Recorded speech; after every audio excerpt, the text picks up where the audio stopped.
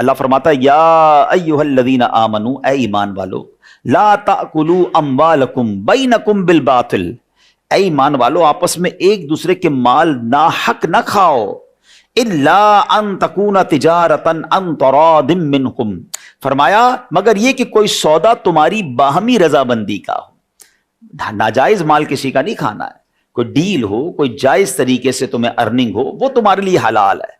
قرآن باقاعدہ واضح طور پر ارشاد فرماتا ہے۔ اچھا پھر یاد رہے کہ شریعت نے، جیسے میں نے کہا قرآن و حدیث میں کس قدر اس کو ایک بڑی اہمیت کے ساتھ بیان کیا گیا۔ ایک جگہ نبی پاک فرماتے ہیں طلب کسب الحلال فریضۃ بعد الفریضہ، یعنی حلال کمائی کی تلاش بھی فرائض کے بعد ایک فرائض ہے، یعنی یہ فرض قرار دیا گیا، اہم فریضہ قرار دیا گیا کہ حلال روزی کی تلاش کی جائے۔ ایک بات یاد رکھیے، اسلام پیسے کمانے کو برا نہیں کہتا، اسلام نہ بزنس کو برا کہتا ہے، نہ جاب کو برا کہتا ہے، نہ مال کمانے کو برا کہتا ہے، بلکہ اسلام میں اس کو صحیح طریقے سے ارن کرنے کو انکریج کیا گیا ہے۔ بعض اوقات یہ مسکنسپشن پھیلایا جاتا ہے کہ جناب اسلام جو ہے وہ ویلدی ہونے کو ڈسکریج کرتا ہے، اسلام مال کمانے کو ڈسکریج کرتا ہے، ایسا نہیں ہے۔ اصل میں اس میں انٹینشن بڑی ضروری ہے۔ اگر آپ کی انٹینشن کریکٹ ہے، آپ کی نیت اچھی ہے، پھر تو اس کو ثواب قرار دیا گیا، پھر تو اس کو عبادت قرار دیا گیا۔ ہوا یہ کہ ایک بار نبی پاک علیہ الصلوۃ والسلام کی بارگاہ میں صحابہ کرام بھی موجود تھے، ایک بڑا نوجوان، بڑا صحت مند نوجوان گزرا، اور کبھی ادھر جاتا کبھی ادھر جاتا اپنے رزق حلال کمانے کے لیے۔ تو صحابہ کرام علیہ رضوان نے کہا کہ حضور یہ کاش اس کی جوانی اللہ کی راہ میں خرچ ہوتی، کتنا طاقتور، کتنا ہیلدی نوجوان ہے۔ تو نبی پاک علیہ الصلوۃ والسلام نے فرمایا کہ اگر یہ شخص اپنے چھوٹے بچوں کے رزق کی تلاش کے لیے نکلا ہے تو یہ اللہ عز و جل کی راہ میں ہے، یعنی یہ مجاہد کی طرح ہے۔ فرمایا اگر یہ شخص اپنے بوڑھے والدین کے لیے رزق کی تلاش میں نکلا ہے تو یہ اللہ عز و جل کی راہ میں ہے۔ فرمایا اگر یہ خود کو لوگوں کے سامنے ہاتھ پھیلانے سے بچانے کے لیے نکلا ہے تو یہ اللہ کی راہ میں ہے۔ اب فرمایا اگر یہ دکھاوے اور تفاخر کے لیے نکلا ہے، پراؤڈ کے لیے نکلا ہے، فخر کے لیے نکلا ہے، تو فرمایا یہ شیطان کی راہ میں ہے۔ لک اٹ، کام ایک ہی ہے، انٹینشن ڈیفرنٹ ہوئی، اس کا رزلٹ بھی ڈیفرنٹ ہو گیا۔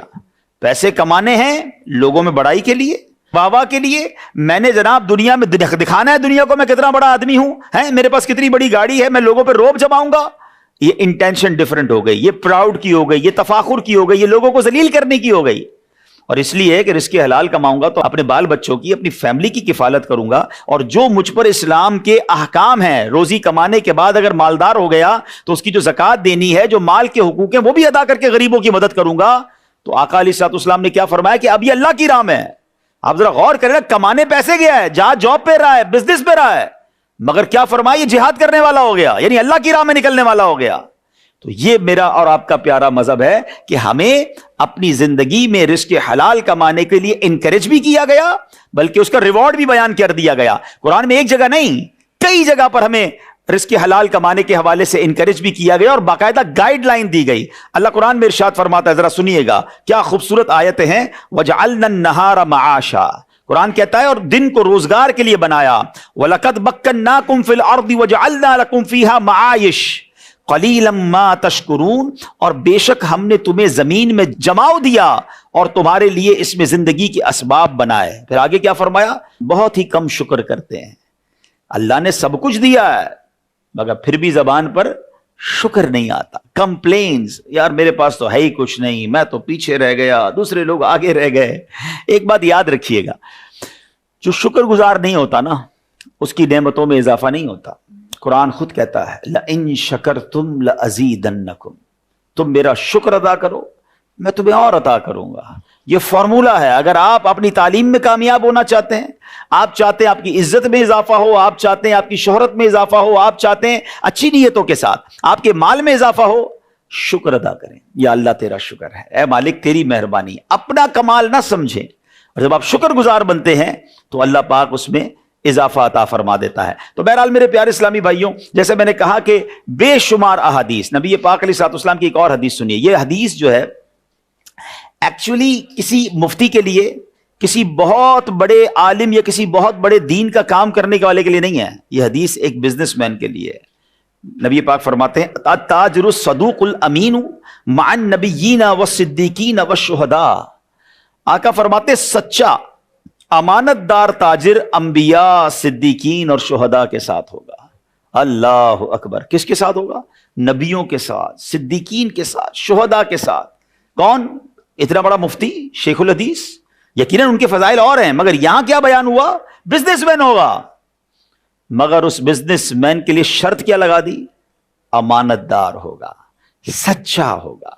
بس یہ بات آپ یاد رکھیے گا، آپ دنیا میں کہیں بھی پہنچ جائیں، اللہ آپ کو اور ترقیاں دے، آپ بزنس دیکھیں، آپ بزنس کنٹرول کریں، آپ کسی بڑے ادارے کے سربراہ بنیں، اپنی زندگی کے ایک اصول رکھیے گا، ہم نے حرام نہیں کمانا ہے، ہم مسلمان ہیں اور ہمارا یہ ایمان ہے۔ رزق دینے والا کون ہے؟ اللہ ہے نا، رازق تو وہی ہے، جب رزق اس نے دینا ہے تو مجھے اسے ناراض کر کے کیوں لینا ہے؟ اچھا، اب بعض اوقات شیطان وسوسہ یہ ڈال دیتا ہے کہ یار اگر میں 2 نمبری نہیں کروں گا، میں جھوٹ نہیں بولوں گا، میں ڈاج نہیں دوں گا تو باقی لوگ آگے بڑھ جائیں گے۔ یہی میرا اور آپ کا ٹیسٹ ہے، یاد رکھیے گا۔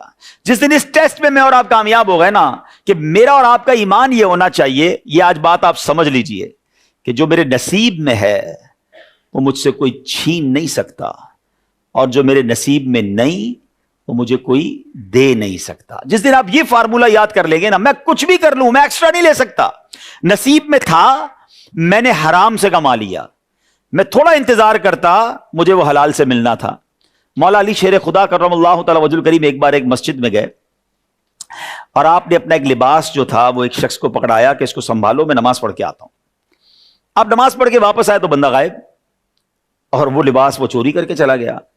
آپ حیران ہوئے کہ میرا لباس چوری کر لیا۔ تھوڑا آگے گئے تو دیکھا وہی لباس ایک دکان پر لگا ہوا تھا، وہ جنگی لباس تھا، زرہ جسے کہتے ہیں۔ تو آپ نے اس شخص سے پوچھا کہ یہ کہاں سے آیا؟ وہ کہتے ابھی بھی ایک بندہ 2 درہم میں بیچ کر گیا ہے۔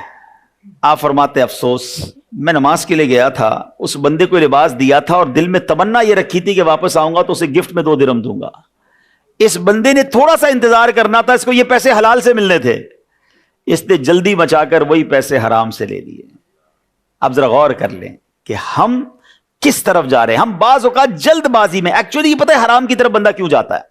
اس کی وجہ یہ کہ اس کا اللہ پر جو بھروسہ ہے نا وہ شیک ہو جاتا ہے، اس کا توکل شیک ہو جاتا ہے، اس کو لگتا ہے نہیں یار نہیں ہوگا، میں آگے بڑھ ہی نہیں سکوں گا، سب آگے بڑھ گئے۔ اچھا، پھر ہمارے پاس ایک اور پرابلم بھی ہے، ہم نے جو جس کو کہتے ہیں کامیابی کا معیار کوانٹٹی میں رکھا ہے۔ میرے بچوں آج ایک بات سیکھ لینا، آپ، میں آپ کو اللہ کی رحمت سے اپنی زندگی کا نچوڑ دے رہا ہوں، ساری دنیا آلموسٹ ٹریول کی ہے اور کئی کاروبار بھی کیے، بزنس فیملی سے میرا تعلق ہے، دعوت اسلامی کی ذمہ داری ہے۔ یہ بات آپ یاد رکھیے گا کہ ہم نے اپنے یہاں سکسس کا معیار کوانٹٹی رکھا ہے۔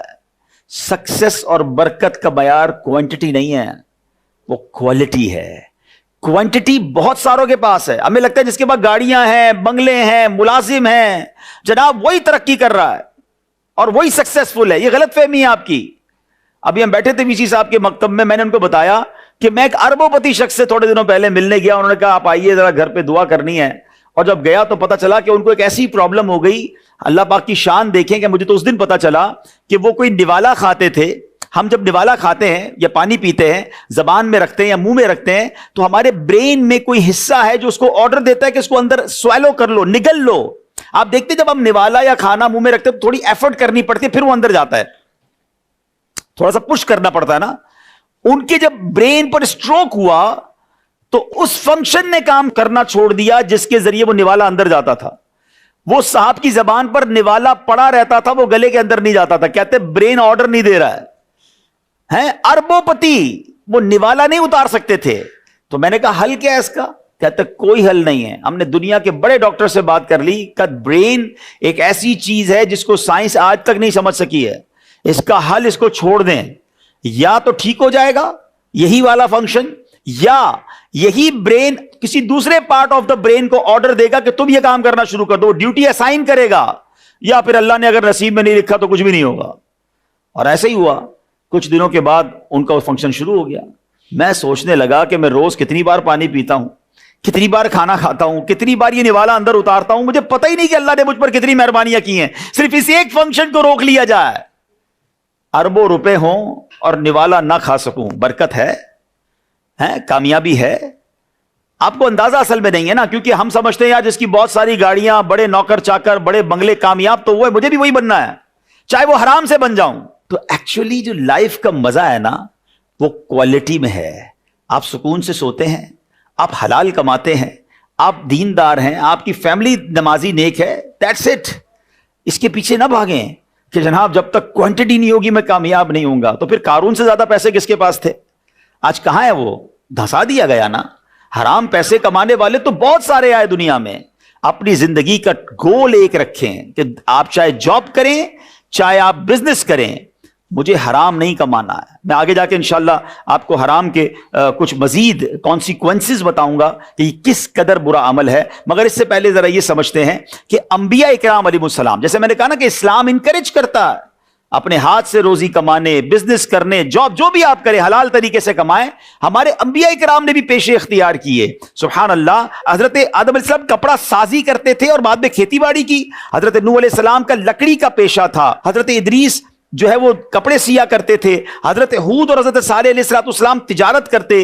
हजरत इब्राहिम और लूत अलैहिस्सलाम खेती बाड़ी, और हजरत शुएब अलैहिस्सलाम जानवर पालते थे। हजरत मूसा कलीमुल्लाह हैं मगर बकरियां चराते थे। हजरत दाऊद अलैहिस्सलाम ये फौजी सामान बनाते थे जो लोहे से कपड़े बनाए जाते हैं। यानी आप सोचिए कि अल्लाह के नंबिया हैं मगर फिर भी काम किया। इससे दो चीजें सीखने को मिलती हैं कि काम कोई भी गलत नहीं होता है, काम कोई छोटा नहीं होता। हलाल है, एज फार एज इट्स हलाल लेट्स डू इट।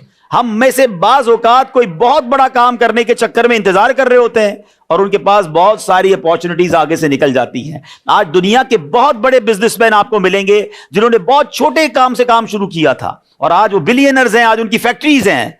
उन्होंने ये ना सोचा कि मैं जब तक जनाब बड़ा काम नहीं मिलेगा मैं छोटा भी नहीं करूंगा। काम छोटा कोई नहीं होता, अगर हलाल है तो अल्लाह पाक मदद फरमाता है। बल्कि रिवायतों में आता है कि बंदा हलाल रोजी कमाने के लिए अगर किसी ऐसी जगह पर खड़ा हो जो जिल्लत की जगह है तो उसके गुनाह ऐसे जड़ते हैं जैसे खजा के अंदर दरख्तों के पत्ते झड़ते हैं। तो इसमें आपने घबराना नहीं है। जिंदगी में अगर कभी मौका मिले और आपको लगता है बहुत स्मॉल बिजनेस है, आपके पास सरमाया कम है, ये ना देखिए लोग क्या कहेंगे। आज असल में इस प्रॉब्लम की वजह से कि यार मेरा स्टेटस नीचे आ जाएगा और लोग अपना भरम बाकी रखने के लिए हराम कमा रहे होते हैं, सूद के ऊपर अपनी पूरी बुनियाद खड़ी करते हैं कि ताकि मेरा स्टेटस बाकी रहे। आपने उसकी तरफ नहीं जाना है। जिंदगी का आपने टारगेट ये रखना है कि मैंने हलाल कमाना है और अल्लाह अकबर। अब जो मैं हदीस सुनाने जा रहा हूं ये मेरे बयान का इत्र है। अगर आपको मैं ये कहूं कि इस्लाम और तिजारत एक्चुअल क्या है तो सुभान अल्लाह, सरवर कायनात अलैहिस्सलाम ने इसे एक हदीस में पूरा फलसफा बयान कर दिया। चाहे तो इसको गौर से सुन लें और चाहे तो इसको नोट करें। अल्लाह के नबी अलैहिस्सलाम फरमाते हैं, हजरत मुआज बिन जबल रदी अल्लाह तआला अन्हु हदीस के रावी हैं और नबी पाक अलैहिस्सलाम ने इरशाद फरमाया, बेशक सबसे पाकीज़ा कमाई उन ताजिरों की है जो बात करें तो झूठ ना बोलें। अब जरा गौर करते जाइए, 5-6 चीजें और समझ लें ये बिजनेस के गोल्डन वर्ड्स हैं, ये बिजनेस का पूरा फॉर्मूला आप समझ लें। बात करें तो झूठ ना बोलें, जब उनके पास अमानत रखवाई जाए खयानत ना करें, जब वादा करें उसकी खिलाफ वर्जी ना करें, जब कोई चीज खरीदें उसमें ऐब ना निकालें, जब कुछ बेचें उसकी बेजा तारीफ ना करें, किसी का कुछ आता हो तो उसकी अदायगी में सुस्ती ना करें और किसी से कुछ लेना हो तो वसूली में सख्ती ना करें। अल्लाह अकबर। हेडिंग क्या है? सबसे पाकीज़ा कमाई उन ताजिरों की है। पाकीज़ा कमाई हासिल करनी है, ओनली द 7 पॉइंट्स। कोशिश करें याद कर लें जिंदगी भर। अगर ये 7 उसूल याद कर लिए, अच्छा ये सिर्फ पाकीज़ा कमाई के उसूल नहीं है, ये बिजनेस ग्रो भी करना है इसमें, क्योंकि अल्लाह राजी हो जाएगा तो तरक्की मिलनी। और अगर आज भी आप इसको किसी बिजनेसमैन पर रखें ना और अगर ये 7 पर वो अमल कर रहा है, आप देखिए उसका बिजनेस ग्रो कर रहा होगा, वो कामयाब बिजनेसमैन होगा। गलती यही हो जाती है। नंबर 1 क्या फरमाया? पाकीज़ा कमाई किसकी? बात करें झूठ ना बोलें। आज कितना झूठ बोलते ताजिर हैं। अल्लाह की कसम खरीदी इतने की है, मैंने तो लिया ही इतने का है। बंदा कहा यार मैं मार्केट में चीज लेने गया, उसने कहा कसमें खा रहा था 1000 रुपए की है, थोड़ी देर बाद 800 में उसने मुझे दे भी दी। तो क्यों ऐसा किया? माल तो बिक गया मगर आपकी रोजी तो हराम हो गई ना, या नाजायज हो गई, या गुनाह किया आपने। झूठ नहीं बोलना है तिजारत में। फरमाया अमानत रखी जाए तो खयानत ना करें। यह बहुत बड़ा मसला है। हिसाब किताब में डंडी मार रहे होते हैं, कोई चीज कोई भूल जाए तो बंदा कहता है चलो वो भूल गया मेरी हो गई। नहीं, मोमिन अमीन होता है। अल्लाह के नबी अलैहिस्सलाम ने भी तिजारत की है, याद रखिएगा। आपको किस चीज की कमी थी? آپ تو دعا فرماتے جنت کی نعمتیں آ جاتی. یہ ساری کائنات بنائی آپ کے لیے گئی ہے نا. He is the reason of the all creation. آپ تو وجہ تخلیق کائنات تھے, مگر تربیت کیا ہوئی ہماری کہ آپ نے بھی بزنس کیا, آپ نے بھی رزق حلال کے لیے کوشش کی. تو آپ کو لوگوں نے کیا کہا اس کے بعد؟ امین. آپ صادق تھے, امین تھے. سچ بولنے والا کیا ہوتا ہے؟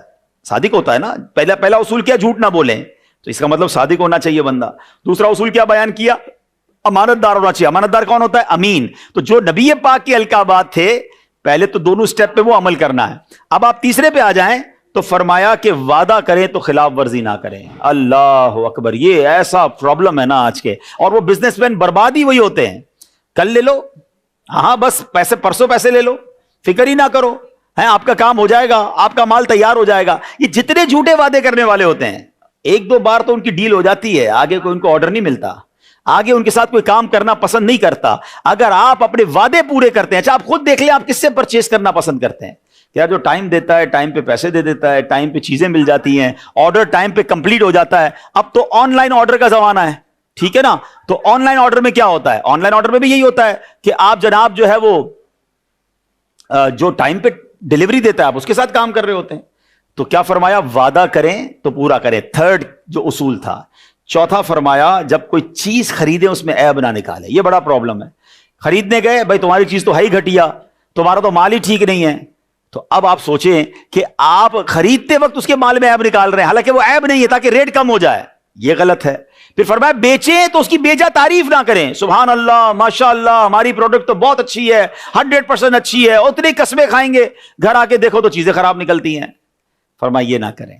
4 ہو گئی. پھر فرمایا کسی کا آتا ہو تو اس کو دینے میں سستی نہ کریں. پیمنٹ آ گئی, ٹائم آ گیا, ٹائم پہ دے دیں. آپ نے وصول کر دیں تو سختی نہ کریں. کاش یہ 6-7 اصول یاد ہو جائے نا, you will be the successful businessman. آپ کو پتہ ہے مجھ پر اور آپ پر کتنی بڑی ذمہ داری ہے, اور یہ کتنی بڑی مہربانی بھی ہے. حضرت موسیٰ علیہ نبینا علیہ الصلوۃ والسلام ایک بار تورات کی تلاوت کر رہے تھے. تلاوت کرتے کرتے ایک مقام پر پہنچے تو آپ نے اللہ سے کہا, یا اللہ میں نے تورات میں پڑھا ہے کہ ایک امت ایسی آئے گی کہ جو نیکی ایک کرے گی ثواب 10 گنا ملے گا, یا اللہ وہ امت میری کر دے. اللہ نے فرمایا موسیٰ وہ امت میرے آخری نبی جناب احمد مجتبیٰ کی امت ہے. تھوڑا آگے پڑھا, پھر اللہ سے کہا, یا اللہ میں نے تورات میں پڑھا ہے ایک امت ایسی آئے گی کہ جس کی شفاعت کی جائے گی, اے رب کریم وہ امت میری امت لکھ دے. ارشاد ہوا, اے موسیٰ یہ میرے آخری نبی کی امت ہے. آپ نے کہا یا اللہ میں نے تورات میں پڑھا ہے ایک ایسی امت بھی آئے گی جس کو آخری کتاب دی جائے گی اور وہ کتاب پوری یاد بھی کر لیں گے, اے اللہ وہ امت میری امت کر دے. ارشاد ہوا, اے موسیٰ وہ آخری نبی کی امت ہے. حضرت موسیٰ نے پتہ ہے آخر میں کیا کہا؟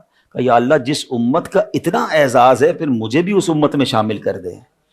موسیٰ کلیم اللہ کہہ رہے ہیں کہ یا اللہ مجھے بھی پھر آخری نبی کا امتی بنا دے. میں اور آپ اس نبی علیہ الصلوۃ والسلام کے امتی ہیں کہ جس کی امت میں آنے کے لیے نبی تمنا کرتے, میری خوش قسمتی میں تیرا امتی, تو کجا من کجا. آپ سوچیں کتنی بڑی مہربانی کی گئی. اچھا میں آپ سے ایک سوال اور کروں گا, از دیر اینی بڈی کہ جس نے پیدا ہونے سے پہلے اللہ سے کہا تھا یا اللہ نبی پاک کی امت میں شامل کرنا, without asking, without any demand. ہمیں رب نے اتنا بڑا انعام دے دیا. میں اور آپ نبی پاک سے 1000 سال پہلے بھی پیدا ہو سکتے تھے, کسی اور نبی کے امتی بھی ہو سکتے تھے, بن مانگے ہمیں نبی پاک کا امتی بنا دیا. اب کوئی ذمہ داری نہیں بنتی؟ ایٹ لیسٹ ایسے تو بن جاؤ نا کہ زندگی میں کہیں بھی مجھے دیکھ کر کوئی کہے کہ یار امتی ایسا ہے تو نبی کیسے ہوں گے. سچا ہے, ایماندار ہے, کاروبار کرتا ہے تو سچی بات کرتا ہے, پڑوسی ہے تو پولائٹ ہے, نرم ہے. ہمارے اخلاق بتائیں. لوگ پوچھیں کہ یار یہ نرمی, یہ مسکراہٹ, یہ ایمانداری, یہ سچائی کہاں سے سیکھی, تو ہم بتائیں جناب رسول اللہ ہمارے آخری نبی کی تعلیمات ہیں. مگر آج ہو کیا رہا ہے, لوگ کہتے ہیں یار غیر مسلموں سے کام کر لو, مسلمانوں سے نہ کرنا. آج ہماری پروڈکٹس کا کیا حال ہے؟ انفارچونیٹلی ہم پاکستانی ہو کر اپنی پروڈکٹ نہیں خریدتے. میڈ ان باہر کی چلے گی, میڈ ان پاکستان نہیں چلے گی. Made in any Islamic country نہیں چلتی ہمیں. کیوں؟ ہمیں دوائیوں میں ڈر لگ رہا ہوتا ہے. اس کو کون دور کرے گا؟ اچھا یہ دیکھیں میری بات سنیں, ہم بازوں کا جب یہ بات کرتے کہہ رہے ہیں پورے آوے کا آبائی بگڑا ہوا ہے, کون سدھارے گا؟ نہیں میرے بچوں, اپنے حصے کا چراغ سے. آپ مستقبل ہیں, آپ ہماری آنے والا فیوچر آپ ہیں, آپ نے سنبھالنا اس ملک کو. لیکن اسلام کے ایسے داعی اور علم بردار بن کے جائیں کہ یار اچھا یہ نہ سوچا کرے یار سب خراب ہے تو میں اکیلا کیا کر سکتا ہوں. نہیں, مجھے اپنی قبر میں تو اکیلے جانا ہے نا, ایسا تو ہے نا. اپنے حصے کا تو چراغ جلاؤ. یہ چراغ جلیں گے تو روشنی ہوگی نا. فرد سے معاشرہ بنتا ہے, ریفلیکشن آتی ہے. اچھے لوگوں کو دیکھ کر لوگ اچھا کام شروع کر دیتے ہیں, سارے برے لوگ نہیں ہوتے. لیکن اگر نوجوان یہ بیڑا اٹھا لیں, یار ہم نے حرام کی طرف نہیں جانا ہے, ہم نے اللہ کو ناراض نہیں کرنا ہے, ہم نے ایک دھوکہ نہیں دینا ہے. نبی پاک علیہ السلام کی حدیث ہے, مسلمان وہ ہے, مومن وہ ہے جو اپنے لیے پسند کرتا ہے, وہ دوسروں کے لیے پسند کرتا ہے. آپ پسند کرتے ہیں آپ کو دھوکہ دیا جائے, آپ پسند کرتے ہیں آپ کو ملاوٹ والا مال ملے, آپ پسند کرتے ہیں کہ آپ کو 100 کی چیز 1000 میں بیچ دی جائے جھوٹ بول کر, آپ پسند کرتے ہیں کہ آپ کے پیسے جناب دیر سے دیے جائیں, آپ کے پیسے دبا لیے جائیں, آپ کی زمینوں پر قبضہ کیا جائے. جب آپ پسند نہیں کرتے تو آپ دوسروں کے لیے کیوں پسند کرتے ہیں کہ یار میں اپنا مال جتنے میں بھی چاہے بیچوں, جھوٹ بول کے بیچوں, ملاوٹ کر کے بیچوں؟ نہیں, مومن وہ ہوتا ہے جو میں اپنے لیے پسند کروں وہ دوسروں کے لیے پسند کروں. امام اعظم ابو حنیفہ کتنے بڑے امام ہیں. اچھا میں دوبارہ کہہ رہا ہوں, اسلام بزنس مین اور مالدار بننے کو ڈسکریج نہیں کرتا, بس شرط ہے کہ حلال, انٹینشن درست ہونی چاہیے. حضرت عثمان غنی سے زیادہ مالدار کون تھا؟ حضرت عبد الرحمن بن عوف اپنے زمانے میں بلینر تھے. حضرت امام اعظم Abu Hanifa he was the leader of the مفتیان کرام on that time. مجتہد ہیں آپ, جناب امام العلماء ہیں, مگر آپ بلینر بھی تھے. آپ کا بہت بڑا کپڑے کا تجارت کا کاروبار بھی تھا. تو ایک بار کیا ہوا کہ آپ کے اسٹور پر کپڑا تھا جس میں کچھ فالٹ تھا, فالٹی کلاتھ تھا. تو آپ نے اپنے بندے کو کہا میں جا رہا ہوں, کوئی بھی گاہک آئے نا تو اس کو بتا دینا کہ یہ کپڑا فالٹی ہے, اس میں یہ عیب ہے. آپ نماز پڑھ کے آئے تو آپ کا جو سیلز مین تھا کہتا حضرت میں نے مال بیچ دیا, یہ اس کے پیسے پکڑیے. کا عیب بتایا تھا؟ حضرت وہ تو نہیں بتایا. ہم جیسا آدمی ہوتا کہتا یار واہ بھائی کمال ہے, بغیر عیب بتائے پورے پیسوں میں بیچ دیا. ہمیں تو سیلز مین بھی وہی اچھا لگتا ہے جو جھوٹ بول کر ہمارا ناقص مال بیچ دے, سی کیٹیگری کا مال ایک کے بیچ دے, مہنگا بیچ دے, شاباش بھی دیتے ہیں اس کو. حضرت امام اعظم ناراض بھی ہوئے اور آپ نے وہ تمام رقم اللہ کی راہ میں صدقہ کر دی. آپ نے کہا ایسے پیسے نہیں چاہیے مجھے. یہ مالدار ایسے نہیں ہوئے تھے, ان کا ایک ایک روپیہ حلال کا تھا. حضرت عثمان غنی بلینر تھے مگر ایک ایک روپیہ حلال کا تھا. تو حلال میں بھی برکت ہے, لیکن پرابلم یہ ہے کہ ہمیں سکون نہیں آتا ہے, ہمیں اطمینان نہیں آتا, ہمیں اور چاہیے چاہے وہ حرام مل جائے. یہ نہ کیجئے گا. میں آج آپ کو زندگی میں ایک فارمولا بھی دے کر چلا جاتا ہوں. انشاءاللہ بچے ہیں آپ, نوجوان ہیں, انجوائے بھی کریں گے, یاد بھی رہ جائے گا, اور اللہ نے چاہ زندگی میں کام بھی بہت آئے گا. ایک بادشاہ تھا, ویسے تو یہ حکایت ہے لیکن سمجھانے کے لیے بہت اچھی ہے.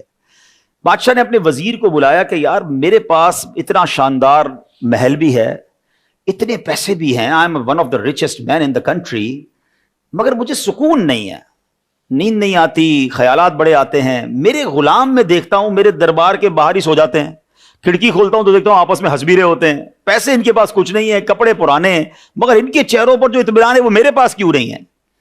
وزیر کہتا ہے بادشاہ سلامت, اس کے لیے آپ کو جو ہے نا فارمولا نمبر 99 سمجھنا ہوگا.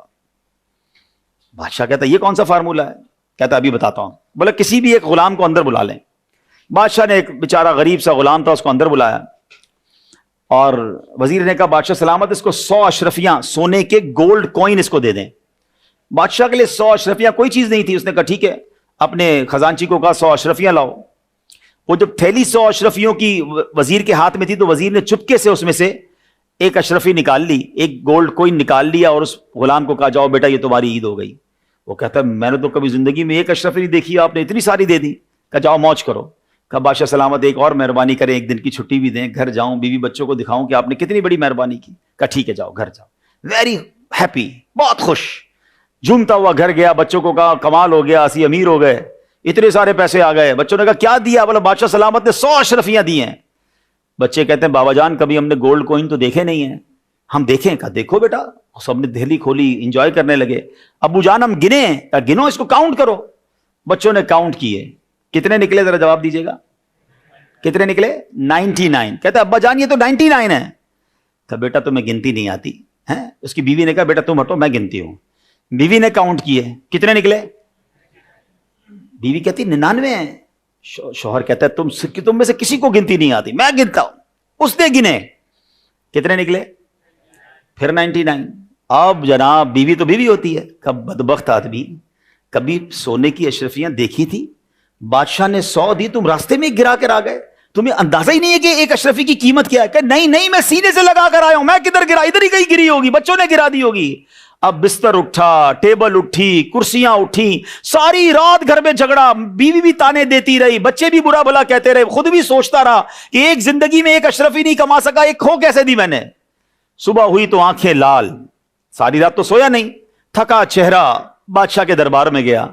بادشاہ نے کہا تو روز میری فٹ پاتھ پر سکون سے سوتا تھا، چہرے پہ مسکراہٹ، اتنے تجھے پیسے دیے، تیرے چہرے کا کیا حال ہے؟ کہتا بادشاہ سلامت، بس کیا بتاؤں، غلطی ہو گئی، بڑا بدبخت آدمی ہوں، آپ نے تو بڑی مہربانی کی، 100 اشرفیاں دی، میں نے کہیں راستے میں گرا دی، بیوی مجھ سے الگ ناراض، بیوی بچے الگ پریشان، میں ساری رات اسی سوچ میں سو نہیں سکا. وزیر نے جیب سے وہ اشرفی نکالی، کا بیٹا وہ میرے پاس تھی، یہ لے جاؤ اور جاؤ. وہ چلا گیا. دین واٹ دا وزیر سیڈ ٹو بادشاہ، یہ سمجھیے گا جو مجھے آج آپ کو سمجھانا ہے. کہ بادشاہ سلامت کوئی بات سمجھ آئی آپ کو؟ کہ کیا کہنا چاہتے ہو؟ کہ حضور بات یہ ہے کہ اس بندے کے پاس 99 تھی، ایک جو نہیں تھی نا اس کی وجہ سے یہ رات بھر نہیں سو سکا. جو نہیں تھا اس پر پریشان رہا، جو تھا اس پر انجوائے نہیں کیا. آپ کا پرابلم بھی یہ ہے، آپ کے پاس بہت کچھ ہے مگر آپ خوش اس لیے نہیں ہے کہ جو آپ کے پاس نہیں ہے نا آپ اسی کے بارے میں سوچتے رہتے ہیں. یہی ہمارا فارمولہ ہے. ہمارے پاس گھر ہے مگر چھوٹا ہے نا، بڑا کیوں نہیں ہے؟ سائیکل ہے مگر موٹر سائیکل کیوں نہیں ہے؟ موٹر سائیکل تو ہے مگر گاڑی کیوں نہیں ہے؟ گاڑی ہے مگر پرانے ماڈل کی ہے، نئی کیوں نہیں ہے؟ موبائل ہے پرانا ہے، نیا کیوں نہیں آیا ابھی تک؟ ہم اسی ٹینشن میں، جو ہے اس پر خوشی نہیں ہے. میں آپ کو اس کو ایک اور طریقے سے سمجھاتا ہوں. ایک شخص تھا، بڑا غریب سا آدمی تھا، سائیکل پہ روز کام پہ جاتا تھا، 1 گھنٹہ اسے سائیکل چلانے میں لگتا تھا، بڑے مزے سے زندگی گزر رہی تھی. ایک دن اس نے سگنل پر دیکھا موٹر سائیکل برابر میں آ کے رکی. کہتا یار سواری تو یہ ہے، 1 گھنٹہ پیڈل مارتا ہوں، یہ 15-20 منٹ میں پہنچ جاتا ہے. اب پیسے جمع کیے، بڑی کوششیں کی، قسطوں پہ موٹر سائیکل دی، بہت خوش، دوستوں کو مٹھائی بھی کھلائی. اب جناب 15-20 منٹ میں کام پہ پہنچنے لگا، بچوں کو گھماتا بھی تھا، بہت انجوائے کرنے لگا. تھوڑے دنوں بعد اسی سگنل پہ موٹر سائیکل رکی تو برابر میں آ کے گاڑی رکی. کہتا یار یہ تو پٹیچر سواری ہے میری، روز کپڑے گندے ہوتے ہیں، دھوپ میں جاتا ہوں، یہ دیکھو مزے سے گاڑی کے اندر بیٹھ کے جاتے ہیں، زندگی تو اس گاڑی والے کی ہے. اب جناب پھر پیسے جمع کیے، قرضے لیے، چھوٹی سی الٹو لے لی، ایف ایکس لے لی. جب گاڑی لی تو بہت خوش، محلے والوں کو بریانی بھی کھلائی، کب مقروض بھی ہو گیا. تھوڑے دن تو بڑے انجوائے کیے. اسی سگنل پہ جب ایف ایکس رکی تو برابر میں کرولا رکی. کہتا یار یہ کون سی گاڑی ہے، میں ہینڈ گیئر بھی کہہ رہا، میں مینوئل گیئر لگاتا ہوں، شیشے بھی ہاتھ سے چڑھاتا ہوں، یہ بٹن کے ذریعے آٹومیٹک شیشے اوپر جا رہے ہیں، آٹومیٹک گاڑی، ایئر کنڈیشن، میری تو گاڑی پٹیچر ہے، بیکار گاڑی ہے میرے پاس. تو میں جو سمجھانا چاہ رہا ہوں نا، اس چکر میں رہو گے تو اپنی زندگی کو خراب کر لو گے. ہمیشہ زندگی میں انجوائے کرنا ہے نا. آج فارمولہ لے جاؤ میرے بچوں، نعمتوں میں اپنے سے پیچھے والوں کو دیکھیں. آپ کے پاس گھر ہے نا، لوگوں کے پاس گھر بھی نہیں ہے. آج رات آپ کسی بستر پر سوئیں گے، آج بھی آپ کے شہر کراچی میں کچھ لوگ روڈ پہ سوئیں گے. آپ میں سے سب نے ناشتہ تو کیا ہوگا، کچھ نے دوپہر کا کھانا بھی کھا لیا ہوگا. اس وقت تک بھی کراچی میں ایسے لوگ ہیں جنہوں نے کچھ نہیں کھایا ہوگا. اس آڈیٹوریم میں سب لوگ اپنے پیر پہ چل کر آئے ہیں، کئی ایسے ہیں جن کے پاس پیر نہیں ہیں. اللہ کی نعمتوں کا کبھی ادراک کرنا ہونا، کبھی جاتے آتے کسی جنا ہاسپٹل، سول ہاسپٹل کے ایمرجنسی وارڈ کا چکر لگا لیں، آپ کو لگ پتا جائے گا کہ لوگ کتنے پریشان ہیں. بیماریاں کہتے کس کو ہیں؟ کیوں شکر ادا نہیں کرتے؟ کیوں انجوائے نہیں کرتے لائف کو؟ آپ پریشان ہی رہو گے. اگر آپ اس ریس میں لگ گئے نا کہ مجھ سے آگے لوگ ہیں، آپ کبھی بھی سکون میں نہیں آؤ گے. آپ لینڈ کروزر لوگے، آپ کو V8 نظر آئے گی، آپ V8 لوگے، آپ کو پرائیویٹ ایئر کرافٹ نظر آ جائیں گے. لوگوں کے پاس بہت کچھ ہے. یہ سیر پہ سوا سیر والی کہانی ختم ہی نہیں ہونی. انجوائے کرو جو رب نے تمہیں دیا ہے، وہ کروڑوں سے اچھا دیا ہے. اگر اس پر جس دن اطمینان نصیب ہو گیا نا، آپ حرام کی طرف نہیں جاؤ گے. حرام بد کے لیے بندہ جاتا ہی جب اس کو اطمینان نہیں ہوتا ہے. پلیز اپنی زندگی کا ایک گول بنائیں. جب بھی آپ کو اپنی نعمتیں کیلکولیٹ کرنی ہو نا، اپنے سے پیچھے والوں کو دیکھو. لوگ بہت پریشان ہیں، میں اور آپ بہت سخی ہیں. اور اگر نیکیوں میں دیکھ رہے ہیں تو اپنے سے آگے والوں کو دیکھیں. یار لوگ تہجد پڑھ رہے ہیں، میں نہیں پڑھ رہا. لوگ قرآن کے حافظ ہو گئے، مجھے قرآن پڑھنا نہیں آتا. لوگ دین کا کام کر رہے ہیں، میں کچھ نہیں کر رہا. یہ دیکھیں تاکہ آپ نیکیوں میں آگے بڑھیں اور نعمتوں میں مطمئن رہو گے تو حرام کی طرف نہیں جاؤ گے. آخری 2 باتیں کر کے اپنی بات کمپلیٹ کر دیتا ہوں. ایک حلال کے لیے حدیث اور ایک حرام کے لیے، اور دونوں بڑی کمال کی ہیں. حضرت سیدنا سعد بن ابی وقاص، کون سے صحابی ہے یہ؟ ہی از دا ون آف صحابی جو کہ عشرۂ مبشرہ میں سے ہیں. یہ عشرۂ مبشرہ کون تھے؟ جن کو نبی پاک نے دنیا میں ہی جنت کی بشارت دی ہے. ون آف دا ٹاپ 10 صحابہ میں سے ان کا شمار ہوتا ہے. کیا کمال کا کوسچن کیا. سیدنا سعد بن ابی وقاص کا کوسچن ہے، یا رسول اللہ صلی اللہ علیہ وسلم، مجھے کوئی ایسا عمل بتائیے، میں مستجاب الدعوات بننا چاہتا ہوں. You know what is the meaning of mustajabud da'wat? کہ جو بندہ جو دعا مانگے اس کی دعا قبول ہوگی. آپ میں سے کون کون بننا چاہتا ہے؟ جو دعا مانگے. بیڑا پار ہو گیا نا, سارے مسئلے تو آپ کے تو امتحان بھی پاس ہو جائیں گے پھر, ٹھیک ہے نا. جو دعا مانگے وہ دعا قبول ہو جائے. مستجاب الدعوات. اللہ اکبر. نبی پاک نے جواب کیا دیا, بیوٹیفل آنسر. ایسا نہیں فرمایا کہ اتنے روزے رکھو, اتنی تلاوت کرو, اتنے سجدے کرو, اتنے دنوں کے اتنے مہینوں کے مجاہدے کرو, پھر تمہاری دعائیں قبول ہوں گی. One liner answer, and this is over topic today. آپ نے فرمایا اے سعد, اپنی غذا کو پاکیزہ کر لو تو مستجاب الدعوات بن جاؤ گے. This is the importance of your earning, آپ کے مورسلز, آپ کے بائٹس, سب آپ کو پتا ہونا چاہیے. میں حلال کھا رہا ہوں یا حرام, میں جو کما رہا ہوں اپنے گھر والوں کے لیے, اپنے لیے, وہ حرام ہے, تو پھر دعائیں قبول نہیں ہونی.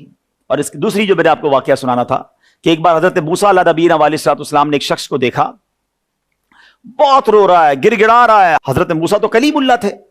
آپ نے کہا یا اللہ, اس بندے کو, اے کریم مالک, اس بندے کی دعا سن لے, یہ رو رہا ہے. اللہ نے فرمایا موسیٰ, یہ اتنا روئے کہ روتے روتے مر جائے, اتنے ہاتھ اٹھائے کہ اس کے ہاتھ آسمان کو چھو جائیں. اے موسیٰ, ہم نے اس کی دعا قبول نہیں کرنی. حضرت موسیٰ نے کہا یا اللہ کیا وجہ ہے؟ ارشاد ہوا اے موسیٰ, جو یہ کھاتا ہے وہ حرام ہے, جو یہ پہنتا ہے وہ حرام ہے. دو الگ الگ باتیں ہو گئیں. حلال ہے تو مستجاب الدعوات, حرام ہے تو کعبے کے سامنے بھی پہنچ گئے تو پھر دعا قبول نہیں ہونی ہے. یہ بات سمجھ لیجیے, اگر زندگی میں کامیاب ہونا ہے تو چیک کرتے رہیے گا حرام کا لقمہ شامل نہ ہو. تو یہ بات ہمیں سمجھنی ہے. میں مسلمان ہوں, میرے رب نے وہ ہاتھی کو من اور چونٹی کو کن بھی دیتا, اس نے وعدہ کیا ہے, وہ سب کو دے گا, مجھے بھی دے گا. مجھے صرف اطمینان ہونا چاہیے, بھروسہ ہونا چاہیے. قرآن میں اس نے کہا ہے وَمَن يَتَّقِ اللَّهَ يَجْعَل لَّهُ مَخْرَجًا, جو اللہ سے ڈرے اللہ اس کے لیے نجات کا راستہ نکالے گا. وَيَرْزُقْهُ مِنْ حَيْثُ لَا يَحْتَسِبْ, اللہ ادھر سے روزی دے گا جدھر تمہارا گمان بھی نہیں ہوگا. ہم سمجھتے کیلکولیٹر چلاتے ہیں, یار یوں نہیں کروں گا تو یہ نہیں ہوگا, یہ نہیں کروں گا تو یہ نہیں ہوگا. ایک میرا کیلکولیٹر ہے اور اللہ کی رحمت کا کیلکولیٹر ہے. ہمیں اللہ پر بھروسہ رکھنا, ہم مسلمان ہیں. اچھا پھر اب میں آخری بات کر لوں. پڑھے لکھے لوگ بیٹھے ہیں, بعض اوقات یہ بحث ہوتی ہے کہ یار اسلام کے اصول اتنے سخت ہیں, ہماری اکانومی جو ہے نا اس لیے ڈاؤن ہو گئی ہے کہ جناب ہم بہت زیادہ اسلامی اصولوں پر بات کرتے ہیں. لیکن اگر اسلامک اصولوں کے مطابق اکانومی چلے تو پھر کیسے کامیاب ہوتی ہے؟ You have to read about the biography Hazrat Umar بن عبدالعزیز رضی اللہ تعالیٰ عنہ. آپ نے 30 مہینے حکومت کی ہے, ضرور پڑھیے گا میرے بچوں. کتاب اگر آپ چاہتے ہیں تو میں آپ کو ریفر کر دیتا ہوں, دعوت اسلامی .net ویب سائٹ ہے اور اس پر کتاب ہے حضرت عمر بن عبدالعزیز کی 425 حکایات. Amazing personality in the history of Islam. آپ نے صرف 2.5 سال حکومت کی ہے. آپ کو پتا ہے 2.5 سال میں کیا کر دکھایا انہوں نے؟ سود پر پابندی تھی, حلال روزی تھی, اسلامک جو اصول تھے وہ نافذ تھے, لوگ زکوٰۃ لے کر نکلتے تھے, زکوٰۃ لینے والا کوئی نہ ہوتا تھا. 2.5 سال میں یہ ریولوشن. پڑھیں آپ ہسٹری کو. لوگ کہتے ہیں جناب سود نہیں کریں گے, حرام کام نہیں کریں گے, دنیا کی اکانومی کے ساتھ نہیں چلیں گے, اسلامی اصول کے مطابق چلیں گے تو پیچھے رہ جائیں گے. ہی پرووڈ اٹ کہ جب آپ اسلامی اصولوں کے مطابق چلتے ہیں تو پھر رزق دینے والا تو رب ہے نا. تو جب رب راضی تو پھر انشاءاللہ غیب کے خزانوں سے بھی عطا فرماتا ہے. اور ایک اور بات چلے میں کر لیتا ہوں, اپنی زندگی کا ایک ایکسپیرینس شیئر کرتا ہوں. میں ایک بار اٹلی میں تھا. یہ ان لوگوں کے لیے ہے جو شاید مجھے سن بھی رہے ہوں. تو انسان بازو کا شیطان بھی تو اپنا کام کرتا نا, یار مولانا صاحب بات تو ٹھیک کر رہے ہیں لیکن یار اگر میں نے حلال شروع کر دیا تو پھر کاروبار تو بیٹھ جائے گا, سود چھوڑ دوں گا تو پھر تو یہ سب ختم ہو جائے گا, جھوٹ چھوڑ دوں گا تو کام آگے کیسے بڑھے گا. I was in Italy in the city of Bologna. I had a speech in a big crowd about this topic, that what is the excellence and what is the importance of halal sustenance in the Islam. تو یہ topic تھا, حلال روزی پر بات ہو رہی تھی, حرام کی کانسیکوینسز پر بات ہو رہی تھی. When the speech finished after اجتماع, one young man came to me and he was crying. He has tears in his eyes. اس کی آنکھوں میں آنسو تھے. کہتے ہیں مولانا صاحب باتیں تو بہت اچھی کی ہیں مگر I have a problem. I have a store in Italy and unfortunately every store have to sell alcohol. شراب نہیں بیچتے تو کاروبار تو چلتا ہی نہیں ہے. And the most of my sale is depend on alcohol. آپ بات ٹھیک کر رہے ہیں لیکن میں نے اگر شراب بیچنا چھوڑ دی تو میرے تو اسٹور کا کرایہ بھی نہیں نکلے گا. Then how I survive and how I support my family.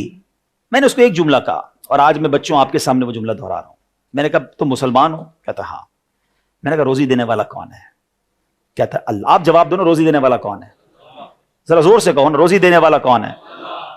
اس نے بھی کہا اللہ ہے. میں نے کہا ایک بات بتاؤ, تم اللہ کو ناراض کر رہے ہو شراب بیچ کے؟ کہتا ہاں. حرام کما رہے ہو؟ کہتا ہاں. روزی مل رہی ہے؟ کہتا ہاں. میں نے کہا تم اللہ کو راضی کرو گے وہ روزی بند کر دے گا؟ ہیں, روزی دینے والا اللہ ہے, تم اسے ناراض کر رہے ہو, تمہیں پیسے مل رہے ہیں, اور تم یہ کہنے آئے ہو مجھے کہ میں اللہ کو راضی کروں گا تو میرا روزی بند ہو جائے گی. وہ کہتا ہے بات سمجھ آ گئی, کچھ بھی ہو جائے آج کے بعد شراب نہیں بیچوں گا.